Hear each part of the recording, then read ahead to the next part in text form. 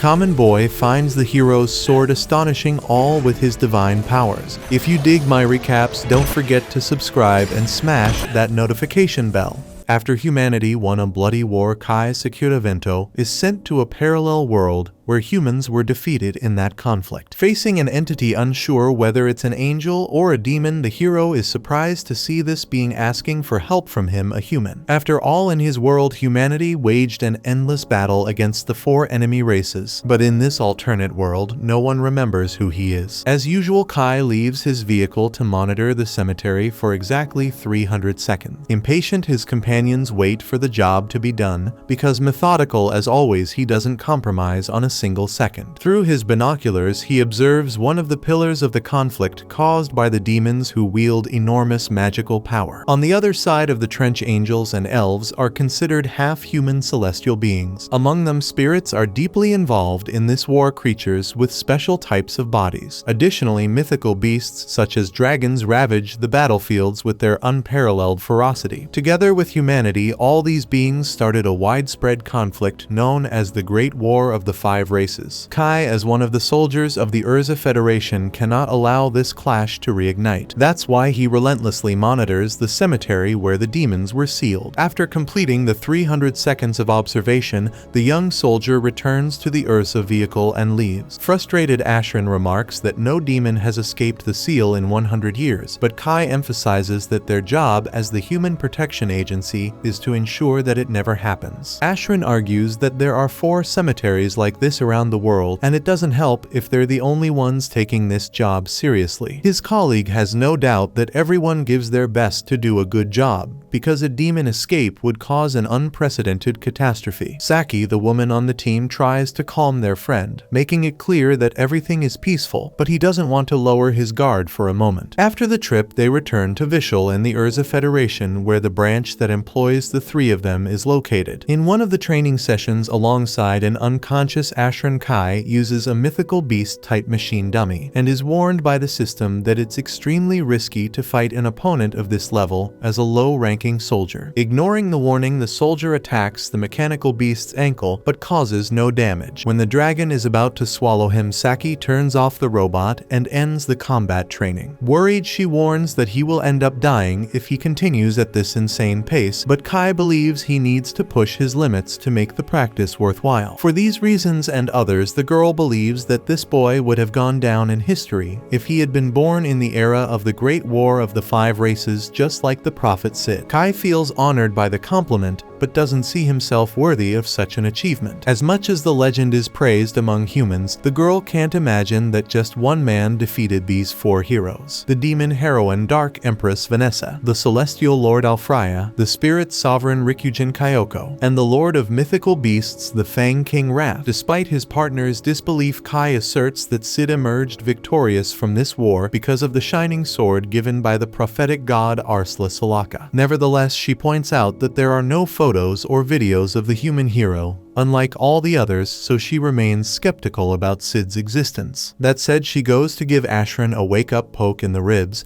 and asks the guys what they want to do to celebrate Jean's promotion. Ashrin says a bouquet of flowers will do, but Saki points out that the woman is being transferred to the royal capital of Urzak at 17, being the youngest in history to be selected, so a few shabby flowers won't do justice to such an achievement. Speaking of her, Jean sends a message inviting Kai to meet her tomorrow morning at Terminal 9 in front of the cat statue, but asks him to keep it a secret from Saki and Ashrin. The 2 friends start teasing him about this secret romance, so he gets riled up and says he's going for a run. The next day, he meets Jean because the girl will be transferred next week and doesn't want to miss seeing her friend before then. Besides, she thought he was on leave despite the uniform indicating otherwise. He explains that he did his morning training and came straight over, so she replies that Kai is the only guy who isn't intimidated by the idea of shopping with her, and that's what she likes about him. Jean's idea is to buy a gift for Saki and Ashrin before heading to Urzak, since the 3 of them are probably thinking the same thing, and this will be the last time they see each other. Kai thinks this is an exaggeration because the promoted one would return after 2 years of cadet training in Vishal, but Jean recalls that during this time Saki and Ashrin will have finished their military service and will return to civilian life. She believes that only Kai will will continue in Urza until then, and the boy shares this sentiment. Proud of his friend, he assures her that she will surpass even her father in her career, the head of the Urza headquarters. This has been Jean's dream since she was a child, and everything she has pursued in life since then. With that said, continuing their outing, the two stop to eat something, while the girl thinks about what to get for their friends. After deciding, she thanks Kai for his company. During this conversation, she remembers when the boy got lost in the demon cemetery at 10 years old, when his father took him there for inspection. When he got home that day, Kai said he saw Sid's sword. He vividly remembers that day when he fell into an absolute void surrounded by those terrifying creatures, until in his free fall, a shining sword illuminated the path and attracted the touch of the young Kai Sakura. Despite the trauma, Kai never shared this story with anyone else, believing no one would believe him. Since that incident, he felt a personal responsibility to ensure those demons never escape the cemetery. Because of this mindset, Jean believes the young man will still be with the Agency for the Protection of Humanity in 2 years. Speaking of which, she asks him what he thinks the future holds beyond those 2 years. But before he can answer, Kai sees the world around him slowly crumbling. Amidst this static distortion, some sort of system announces that global reincarnation has been activated. With that, Kai Sakura Vento is transported to an alternate world where the buildings in his city Vishal had all been destroyed and a dark, war-torn environment had taken over. Above it all, a gigantic demon appears behind the buildings and attacks him with its magic. Managing to escape death, and without time to reflect on everything, Kai runs towards his rifle and fires at the demon's new spell with a modified elven bullet, cancelling the spell and surprising his opponent. Enraged, the creature charges at the man again, requiring great dodging skills from Kai, who manages to overcome the obstacles and strike the enemy with his bayonet. The demon's skin was extremely tough, rendering the blade useless. However, the Urza soldier fires again at the demon, this time with a modified draconic bullet that reproduces the breath of mythical beasts. After causing a tremendous explosion in the target's body, Kai takes pride in having executed the moves he trained to defeat a demon. Indignant, another evil entity appears, unable to believe a human defeated one of its kind, and Kai notices that the being can speak human language surprisingly well. The demon emphasizes that the easiest way to command a slave is by communicating in their language, and this statement shocks Kai, making him realize he must be the scum of this world. The demon senses danger in the boy and conjures a spell to kill him until Saki arrives with the Urza jeep, throws a flash grenade at the entity, and saves her friend. With that done, Kai shouts his friend's name, but Saki doesn't know why this stranger knows her name. Similarly, Kai approaches Ashran, but he also doesn't know who the boy is. Not understanding anything, the protagonist recalls that the three of them were part of the same unit at the Agency for the Protection of Humanity. But Saki also doesn't know what agency that is because she's a soldier of the Resistance, the rebel human army. Increasingly confused, Kai asks what happened to this world,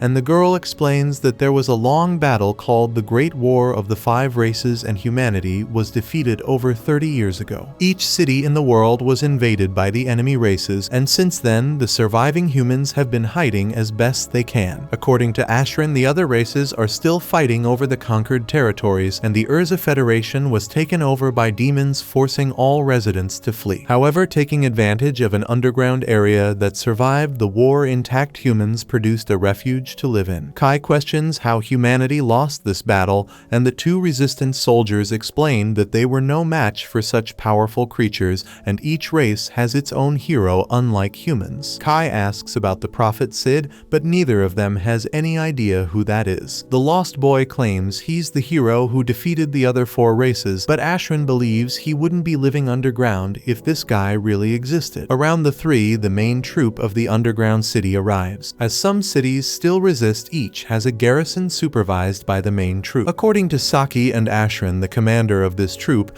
and the resistance is seen as a savior by the people of the Urza Federation. His name is Jean, an empathetic and charismatic leader embraced by human civilization. Among the commanded, Jean asks who the unknown soldier is, and while his colleagues explain, Kai is speechless, realizing that even his best friend doesn't know who he is. The boy can't let it go, so he shouts Jean's name and remembers that the two were shopping just a few minutes ago. The commander asks what this story is because he doesn't know this soldier, then turns back and heads to a scheduled meeting. Not satisfied Unsatisfied, Kai questions why his friend is pretending to be a man, as her dream as a daughter was always to surpass her father's career. Phelan, one of the leader's subordinates, grabs Kai by the wrist, but Jean asks her to release him. After the commander's departure, Saki asks what's going on in the kid's head, and Ashran lends his room to the boy to rest a bit and get his mind in order. Upon arriving at Ashran's house, the visitor to this world can't think of anything other than why all this is happening to him. No matter how much he reads the documents, the only missing records are his and Sid's. What Kai doesn't understand is that if Prophet Sid never lived, there shouldn't be the 4 cemeteries to seal the 4 races. The next day, Kai questions his old friends about the cemeteries, but they know nothing of the sort. Faced with this, Kai borrows the car and promises to return by noon. Despite Saki's protests, Ashran reflexively tosses the key to the stranger, and Kai heads for the chaotic destruction of Vishal until he reaches the cemetery he monitored in the original world. As he approaches the entrance, he encounters Prophet Sid's sword and wields it. A voice from the weapon decrees that the bearer of this relic has now become the code holder. With that, Kai is taken to a place where an angelic being yearns for help. With some effort, the woman manages to say her name is Rin. Despite the inhuman situation in which this entity finds herself, Kai doesn't want to risk freeing a demon, but since he can't just leave her behind, he hopes she won't attack. He uses his blade to break the chain, but nothing happens. He tries his rifle, but not even a shot causes any damage. With that, Kai imagines he could use the sword he found in the cemetery, and even though it wasn't his intention, Sid's weapon manifests in his hands, making it clear it's the way. With a simple strike, the chains shatter, returning freedom to the prisoner. Regaining consciousness, Rin is startled and pulls away from the human's lap, then angrily shouts the name Vanessa, demanding her return and claiming she hasn't lost this fight. Disregarding Kai, Rin declares she cannot be defeated by a mere lackey demon and attacks the human. After dodging the first spell, the combatant sees a large mass of magical energy forming in front of him, ready to fly at him, when the system's voice indicates that the code bearer must cut off the fate of death. Using his blade, the young human slashes the entity's spell in half, leaving her incredulous. Rin questions how a weak demon could destroy her attacks, so Kai turns his back to prove he is human, as he has neither wings nor a tail. Realizing the situation, Rin apologizes for her behavior, explaining that her hatred for demons makes her act impulsively. As Rin claims not to be a demon, Kai asks about her species, but the woman doesn't seem comfortable with the question and asks to leave it aside. Accepting the terms, Kai now wants to know where they are, but Rin herself doesn't know, as she was fighting Vanessa and simply ended up there. Alarmed, the human asks if she's talking about the Dark Empress and heroine of demons, as that's no ordinary rival. Rin affirms she is capable of devastating an entire army of demons, but emphasizes what she just saw from this young boy. After all, he destroyed one of her spells. Kai was about to explain that the responsible one was the sword he carried, when in the meantime a robotic woman announces that the singular destiny entity has awakened, and that its threat level to the new established world is gigantic. For this reason, the robot initiates the sealing through last risers. With that said, the machine attacks Kai and Rin with all its might, and as the structure around them is shattered, they try to keep their distance, but the machine uses its portal to reach the targets and grab Rin. After doing so, it initiates Code 0, where magical orbs are conjured and injure the victim's body. Seeing this before his eyes, Kai refuses to stand still and reacts with Sid's sword cutting the metallic claw that held the singular destiny entity in half. The machine is stunned upon seeing the forbidden sword,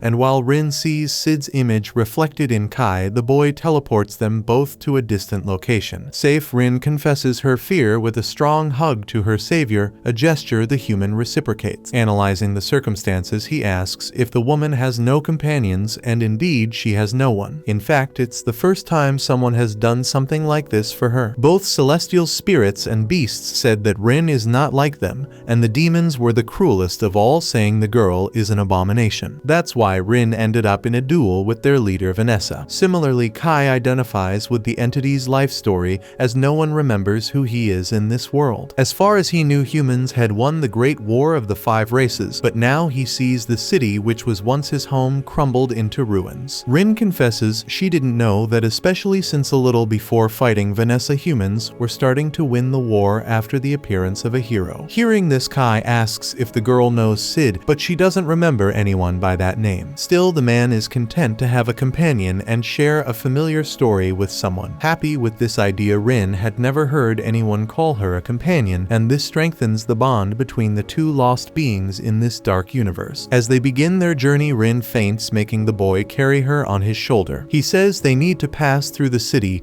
and though she doesn't generally trust humans, she trusts Kai, so she goes with him. Later, already lying in bed, Kai feels the weight of his own body after the torturous day. As if that weren't enough, on the way to the city, Rin panicked in the car, and though she can hide her wings from the people, she still draws much attention with her strange behavior. Hearing Rin singing in the shower, Kai never imagined that other races knew how to sing. Suddenly, she runs out in a towel to alert him that the water has stopped flowing. Speaking of which, she considers humans very unfair for having this hot water to bathe in, while all her life she had to bathe in the cold waters of rivers and lakes. Furthermore, Kai's bed is so soft, while she spent her entire life sleeping on underbrush and rocks. However, as she herself saw on the surface, now this human city has turned to ruins, just as the man had said. Even he finds it hard to believe he's in a world where the historical outcome of the Great War has been reversed. Rin bets they will find a way out of there and return to the world they came from, and for now hope is the only thing they have. When it's time to sleep, Rin lies in a warm bed for the first time while Kai tries to rest on the floor as best he can. However, his rest is interrupted when the girl alerts him to the strong presence of magic in the surroundings, firmly stating that there's a demon nearby. In fact, the city's sound system announces an enemy attack is happening and all civilians must evacuate. Stepping into the street, Kai laments that even one of humanity's last refuges is in danger, confirming his belief that his race is cornered with no one to save them. However, from what he experienced yesterday, he believes he might be the only person capable of at least imitating Sid in wielding the forbidden sword. Armed with this trump card, he heads into battle. Meanwhile, Saki and Ashran are already on the front lines firing at the demons, but the creature's tough armor prevents them from being injured. Ashran asks his comrade to grab the machine gun. On her way, the girl is almost killed by one of the enemies, but Kai appears in time to save Saki. After striking the demon hard, he tells her to use water against the opponents. When they absorb the liquid, their stone bodies become heavy, preventing them from flying. After that, it's a matter of bombing the enemies until they turn to ashes. Speaking of which, it seemed like it was Ashran's turn to die, but Kai manages to help again just in time. With Sid's sword in hand, the boy seems to be on a much higher level than he ever expected, and this sudden power is what has so far balanced the forces between the two races. With Rin's help, the duo manages to take down the last opponent, and the extraordinary ability of that entity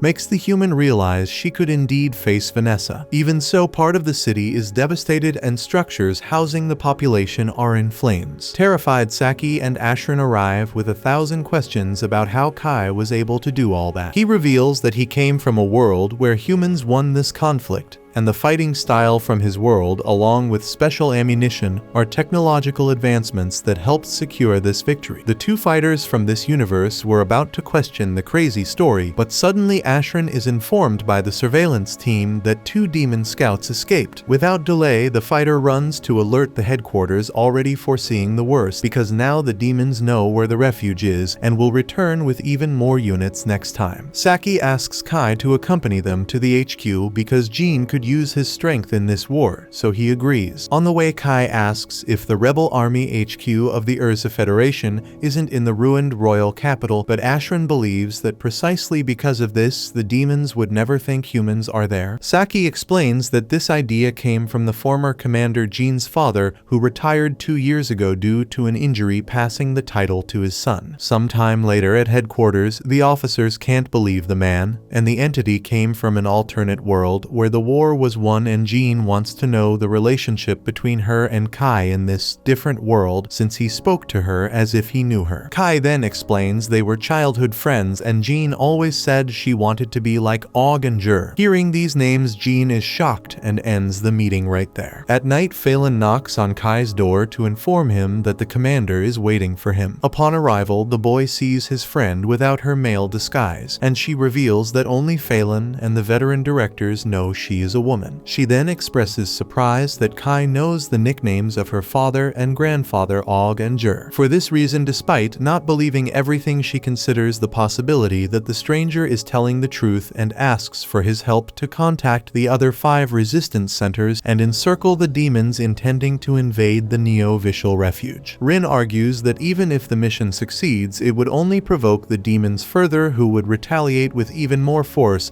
but Jean sees no other option. Thus, Kai suggests they attack the royal capital, targeting the Dark Empress Vanessa. Thinking the man is crazy, the commander reminds him that this demon was responsible for decimating the entire capital defense army 30 years ago and occupying the palace. In response, Kai mentions Sid Story, who defeated the demon's heroine alone and feels he can do the same. Skeptical of the young fighter, the commander asks why he seems so willing to risk his life for this mission. He emphasizes that he saw Ashran and Saki risking their necks in battle, and even if he returned to his original world, he wouldn't be able to face them if he left them to die in the alternate world. Finally, he devises a plan based on the perception that demons are more concerned with other races than with humans. Thus, most of their forces are stationed near the borders, and probably only about 10% of the total demonic forces are in the royal capital. He suggests that while he fights Vanessa, the rebel army keeps these 10% occupied. Jean agrees they can hold the enemies for a while, but fears most of her troops will be dead before reaching the palace. In light of this, Phelan suggests they invade from underground, because behind the palace there is a subterranean railway line that the royal family used as an escape route. Surprised, Jean asks why she wasn't informed about this railway before, and the fighter replies that Jean's father didn't want her to risk herself to that extent, so he asked the subordinates to omit this strategy. With that said, the commander announces a meeting to finally retake the Urza Federation. As preparations for the attack near completion, Rin reflects on her hatred for demons because they are deceitful spirits, because they are bizarre mythical beasts, because they are barbaric celestials, because they are stubborn, and humans because they are weak. But above all, she hates herself for being a mix of all of them. Nonetheless, she acknowledges that Kai has never feared her, even embracing her, something she had never experienced before being accustomed to receiving hatred. For this reason, Rin deeply wishes that this human does not die. As the battle vehicles depart, the rebel army of the Urza Federation heads toward the government palace through an underground passage to launch their offensive. While the main group is to keep the demons occupied, Saki and her team need to free the captives in the basement and take down Vanessa. At the top of the hierarchy, Jean gives the orders, and Saki sees in her leader the chance for victory to be real. Her only concern is the fact that she will be in the group facing the demon heroine head-on. In a spontaneous outburst, she questions whether the 4 members in the armored vehicle will be able to complete such a difficult mission. Kai emphasizes that the priority is to reach Vanessa as quickly as possible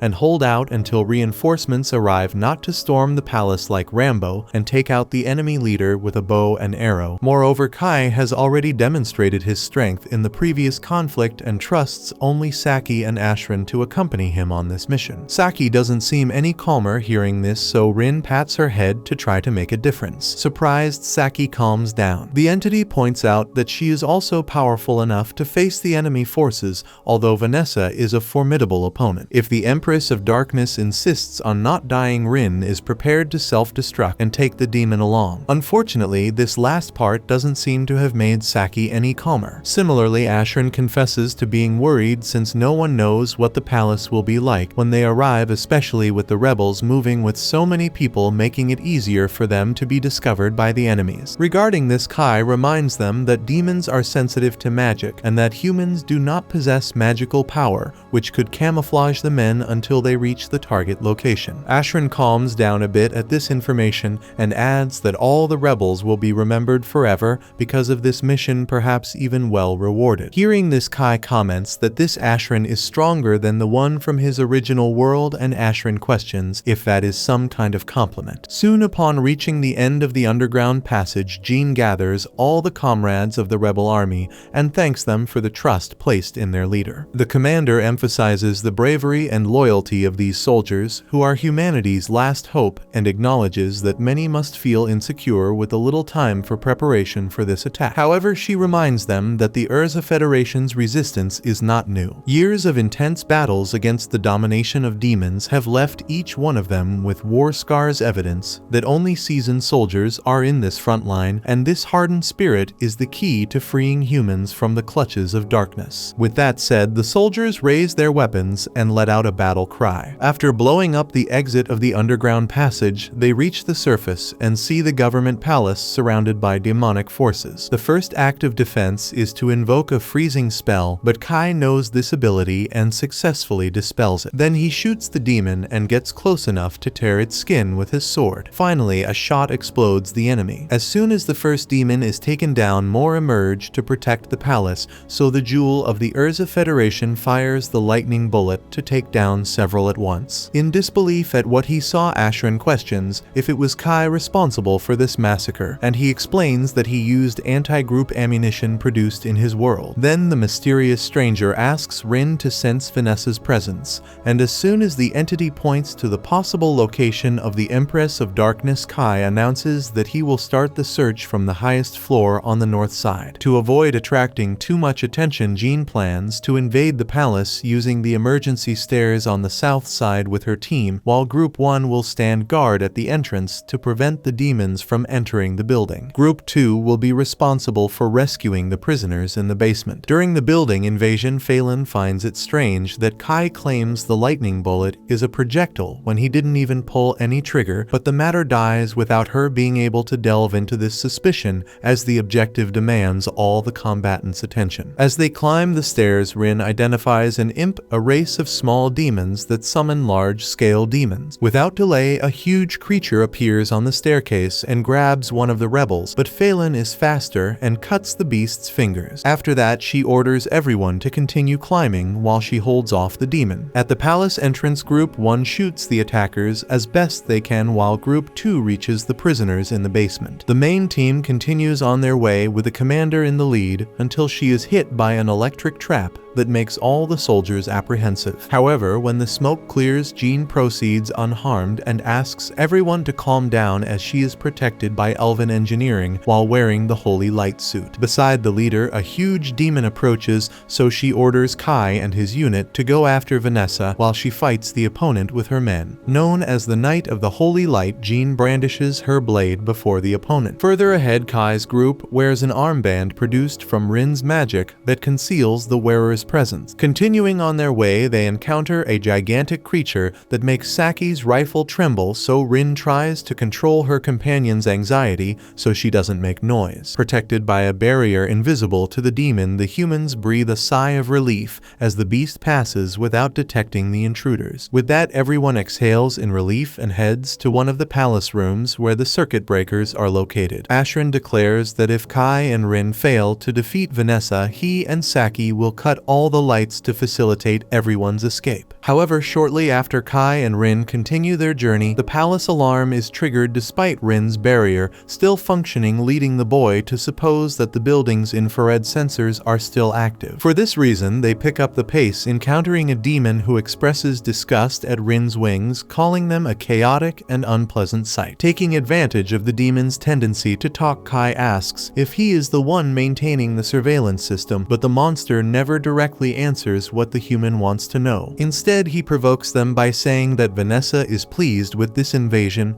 and above all curious to know why the humans have decided to kill themselves. Not falling for the provocation, Kai tries to use the opportunity to ask if the demon can lead them to their heroine, but the monster doesn't want to miss the chance to have fun with the humans before him. With that, the creature and his subordinates summon fireballs against their enemies, making Rin hurry to grab Kai and dodge the flames with her wings. After escaping the first barrage, the entity throws the man to the ground and isolates him from the battle with an ice wall so that Kai can continue his path towards Vanessa. With no choice, the boy proceeds while the demons smell angelic, elven, dwarven spirit and dragon scents on the woman, and even a demonic odor in that mysterious entity. Confused, they ask what she is, but even Rin doesn't know. All she knows at this moment is that she hates these hideous creatures. Meanwhile, Kai finds a huge gate and enters the throne room where Vanessa welcomes the human. In front of that figure, Kai can't help but tremble slightly. At the same time, Jean faces the gigantic demon but struggles to penetrate the opponent's armor, so she unlocks her weapon's form, revealing the moon longbow, finally piercing the enemy's armor with an arrow. Nearly dead, the demon observes that the intense elven magic this human is using gradually consumes her life, as humans are not prepared to handle this kind of influence. For this reason, the demon believes the commander has chosen death. Jean then drives her sword into the demon's head and confirms that she has chosen to die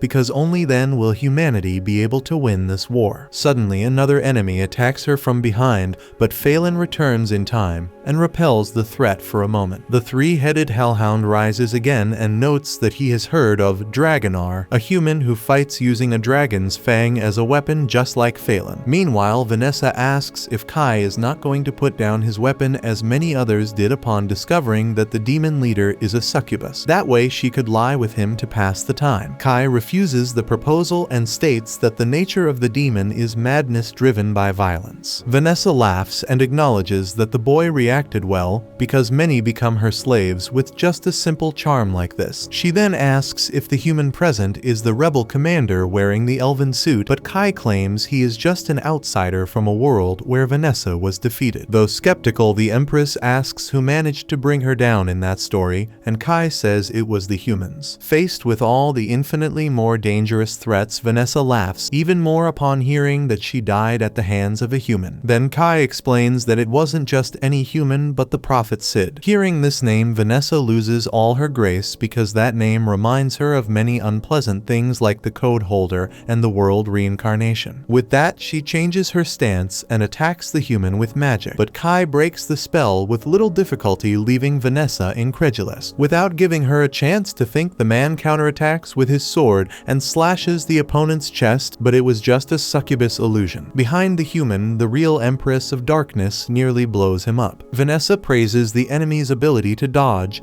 and the weapon he carries, which besides nullifying magic unleashes an attack similar to a dragon's breath. This makes her start to believe that this individual really came from another world. More cautious, she invokes Glory, a purgatory in the form of flames that pulverizes the wall behind the human, but Kai manages to escape. Irritated, she promises to end the fight by conjuring the chaos explosion, which shatters the entire building's floor in a devastating blast, shaking every part of the structure. Sovereign in the skies, Vanessa assumes there is no being capable of escaping this attack unless it is a hero of the 5 races. However, Kai Sakura Vento remains standing before her. Frightened, Kai imagines that Sid's sword saved him once again. Then Rin arrives with several wounds after fearing that Kai had died, until a portal opens in the sky and metallic claws hold Vanessa. A metallic voice announces that it detected unexpected fluctuations in the demon heroine after Vanessa heard the word Sid. For this reason, the robot initiates an excision by Last Riser to erase Vanessa's code from the world, but the Empress of Darkness reacts with the Glory ability. According to the succubus, she will not be defeated by a mere Alfraya hound. Taking tremendous damage, the robot retreats back to the portal, leaving Kai and Rin terrified by the strength the demon heroine demonstrated. Rin notes that Vanessa has always been strong, but the one from the other world was not as terrifying as this one. Irritated, the Empress notices that some wounds on her body are not healing, but that doesn't change the fact that she is going to crush the 2 opponents before her. Suddenly, in an utterly unthinkable move, Rin grabs Vanessa and orders Kai to flee. Then she conjures the shadow prison, and the demonic leader recognizes it as the spirit's barrier, but never for a moment did she think she could be immobilized by such a fragile spell. With that, she shatters the barrier and sends Rin flying. Without giving the angel a chance to react, the Dark Empress prepares the spell that will end the fight. However, Kai reacts just in time to catch the opponent's attention,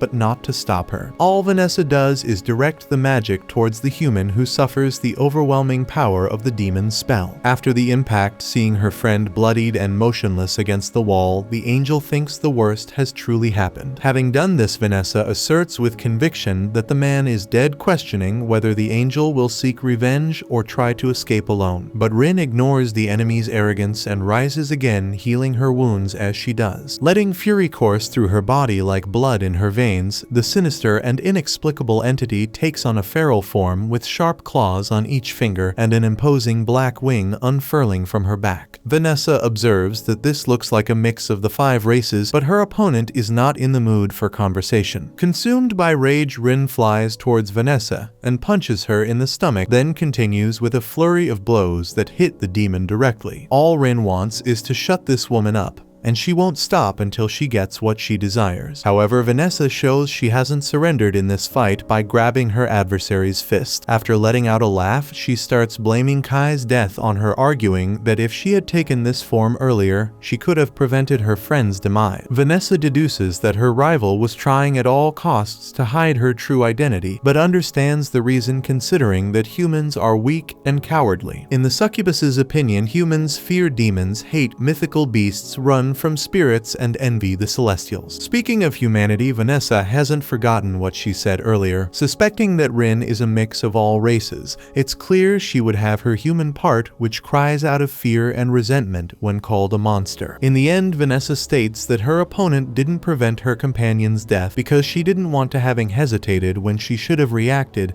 and now the damage is done. Trying to hold back her emotions, Rin agrees that it's her fault, but that it no longer matters. Whether she regrets it or not, she knows nothing will bring the man back. On the other hand, she can act against Vanessa, and that's what she does. Rin then warns that both of them will die together, as she recites words in a strange language that lead to the birth of a curse which creeps into every crevice of their bodies and makes every part of them bleed. According to Rin, these drops represent their lives that drip slowly like a poorly closed faucet. However, even though she was convinced she would kill Vanessa and herself, the mysterious entity's magic simply dissipates. Vanessa recalls that even a curse requires mana, and since this place is her lair, she prepared a long-range spell that prevents any magic from spirits, mythical beasts, and celestials. Being the heir of these 3 races, Rin will suffer the curse's effect 3 times more than this magic circle carries. Faced with these facts, Rin lowers her head as if accepting her end, and Vanessa takes advantage of her irreversible advantage to belittle her adversary, stating that she is a race-less aberration that should never have been born. Without strength to react, Rin cries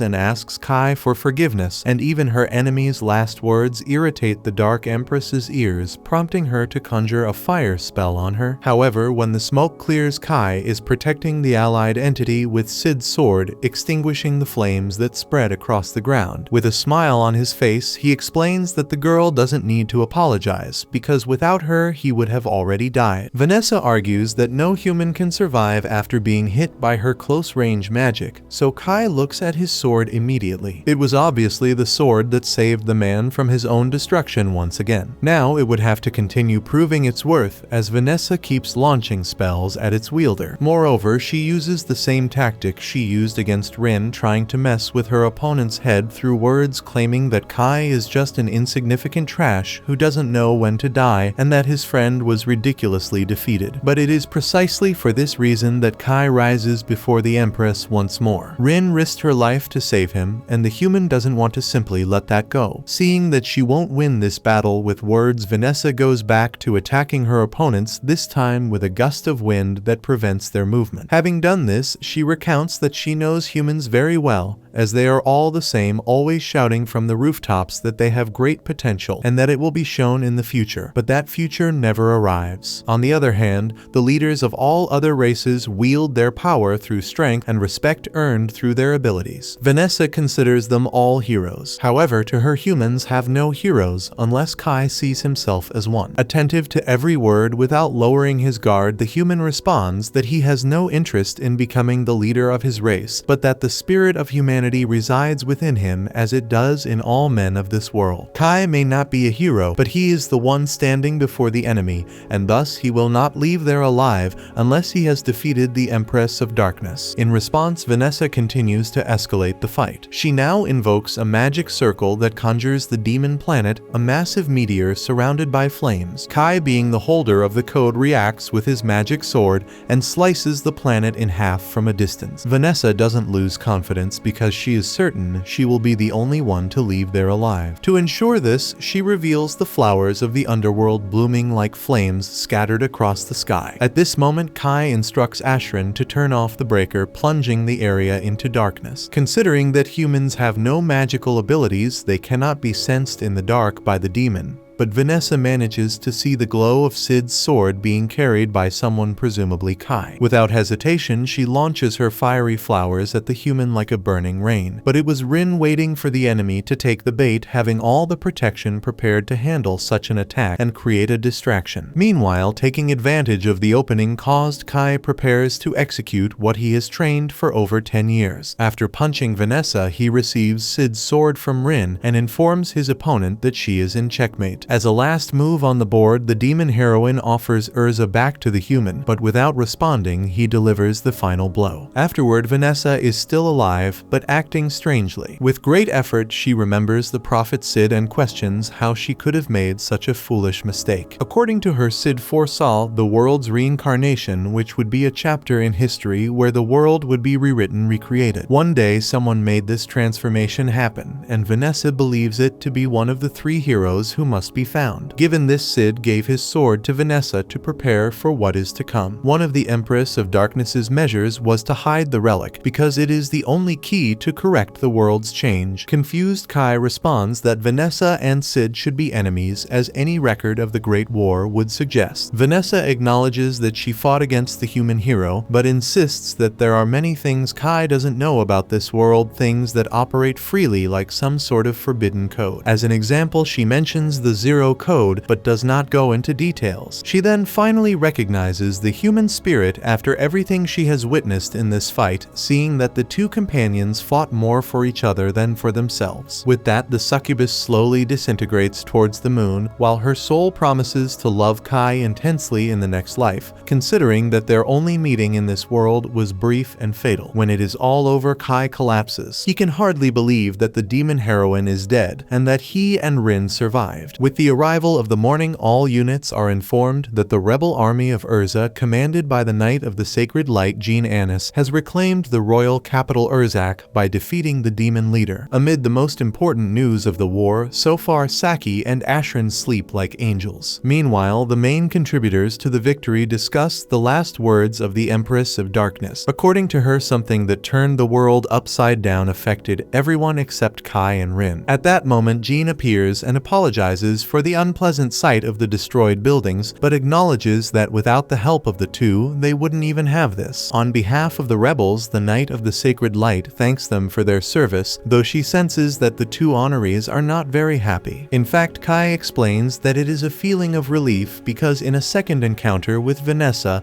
they might not have been lucky enough to leave alive. Jean understands the sentiment and emphasizes that the capital will return to what it was 30 years ago, perhaps even better. However, she warns that she will leave this reconstruction to the executives as she herself will leave Urza. The reason is that there are 3 main federations that have been conquered: the Federation of Io to the east, the Federation of Yulon to the south, and the Federation of Shuls to the west. One federation was conquered by the Celestials, while the spirits and mythical beasts each took one. Rebel groups are fighting bravely to expel each occupying force, and Jean will assist these groups in an attempt to achieve total union among all humans. After all, the death of the demon heroine ignited a flame throughout the world. That's why the commander wants Kai's presence in this action, because this is the hope of ending the Great War of the 5 races. With the end of his friend's speech, Kai is moved by how incredible she is, because the Jean he knew also had ambitions, but had a more childish side. In any case, she was a kind person concerned with doing good for her friends, like the gifts she liked to buy for them, for example. Intrigued, Jean can't imagine herself doing these things as she lives in a world surrounded by chaos and destruction. Then Kai asks if the rebel commander could assist him in his fight to defeat the remaining 3 leaders, as this would create a true alliance to fight side by side besides being part of the victory in the war. Without hesitation, Jean shakes the combatant's hand and Rin places her hand on top,